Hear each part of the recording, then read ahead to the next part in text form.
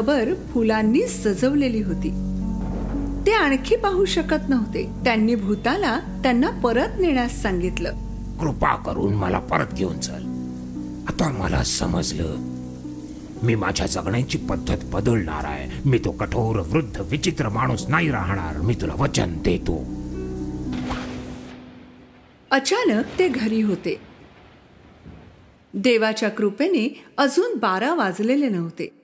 त्यांच्या कुत्र्याने भुंकायला सुरुवात केली. मिस्टर स्क्रूज यांनी पाहिलं की अजूनही तोच दिवस होता.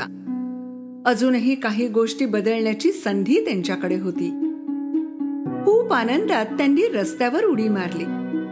सर्वात आधी ते कसायाकडे गेले आणि त्यांनी एक मोठी तुर्की खरेदी केली आणि ती सहकार्याच्या घरी घेऊन जाण्यास सांगितली.